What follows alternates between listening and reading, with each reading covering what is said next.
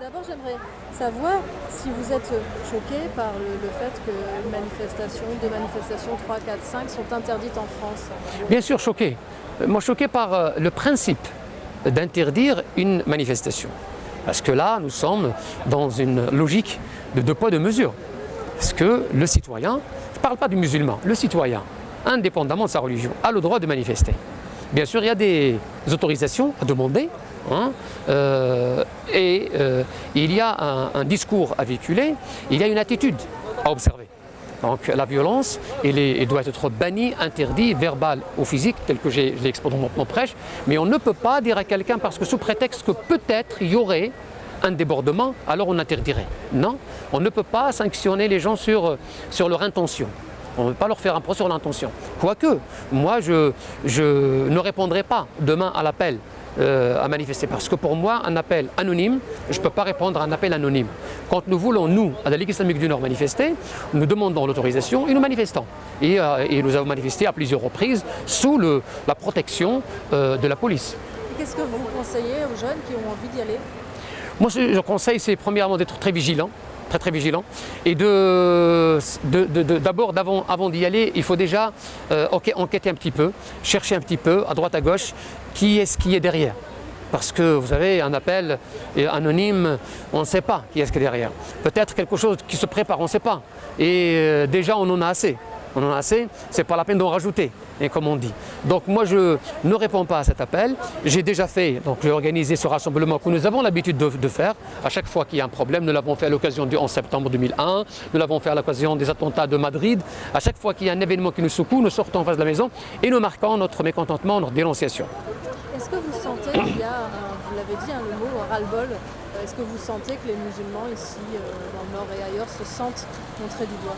Écoutez, là, il suffit de voir le visage des citoyens de confession musulmane pour voir qu'il y a plus que ras-le-bol. Ils en ont marre, franchement. Nous jouons les sapeurs-pompiers, hein. Nous, les imams, les responsables associatifs, nous jouons parce qu'aujourd'hui, j'ai essayé d'éponger un peu la tristesse et le chagrin des musulmans, notamment d'une partie qui sont les jeunes. Hein. J'ai essayé de canaliser cette émotion, j'ai essayé de proposer un certain nombre de choses à faire. Il n'y a pas que manifester, il y a sortir un livre, il y a répondre nos positions dans la rue, il y a le fameux projet de mosquée ouverte pour que les gens viennent vous nous voir, nous parler. Il y a beaucoup de pistes, beaucoup de choses à faire, il n'y a pas que la manifestation. Donc nous essayons de comprendre cet émoi, hein, et puis de le canaliser pour qu'il ne soit pas, encore une fois, que le musulman soit désigné du doigt et on va lui faire encore injustement un autre procès. Mais alors pourquoi, à votre avis, se sentent-ils stigmatisés? Est-ce qu'il y a réellement en ce moment un climat qui est de plus en plus difficile?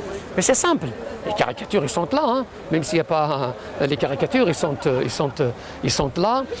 Les actes, cette semaine, il y a 5 à 10 agressions islamophobes des lieux de culte. Nous, dans le Nord, on a l'habitude.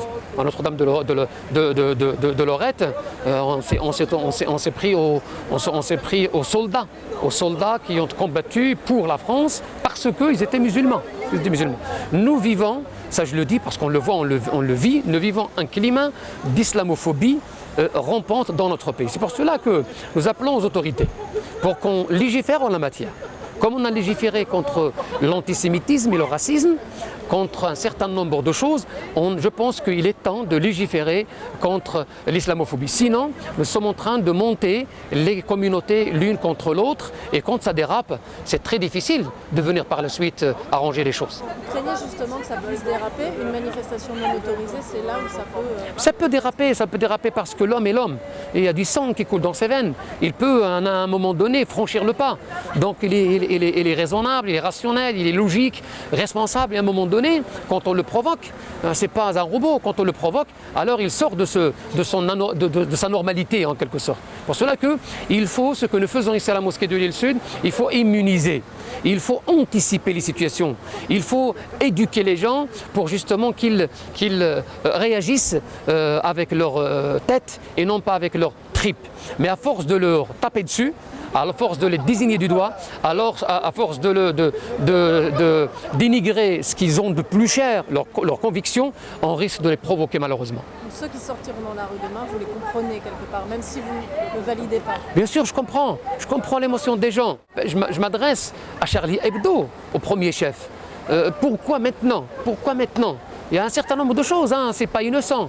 Pourquoi le mardi? Parce que le mardi, apparemment, il y a une liste de 75 députés socialistes qui ont rappelé à François Hollande son engagement vis-à-vis du droit des immigrés. Par hasard, Charlie sort ses caricatures. Or, le sondage tout de suite, 61% des Français sont contre le vote des immigrés. Quoique, peut-être en 81, il était à l'ordre du jour. Mais aujourd'hui, qu'on donne le droit de vote aux immigrés ou pas, il n'y a pas d'immigrés en France. La plupart sont des citoyens et les citoyens déjà ne votent pas. Il y a les 2 tiers de Français ne votent pas déjà et ils sont alors en mesure de voter. Donc ce sentiment de faire passer l'islam pour un phénomène étranger lié à l'immigration, lié aux immigrés, et que ceux qui manifestent dans la rue, ceux qui vont voter demain, ceux qui manifestent dans les rues, notamment sur Paris, sont tous des Français. On les a vus, ils sont des Français, on n'a arrêté personne. Mais il ne faut pas provoquer, il faut comprendre, il faut anticiper. Il est où la responsabilité dans la liberté d'expression? Il est où la responsabilité? Il est où la cohésion sociale? Quand on désigne du doigt une frange de la société qui s'appelle les musulmans de France. Et en plus, quand on les déclenche, quand on les provoque et quand ils descendent dans la rue, alors on les qualifie de tout. Les salafistes, les intégristes, les terroristes, etc., etc. Mais non, il faut agir en amont et cesser de jouer à ce jeu dangereux pour tout le monde. Merci.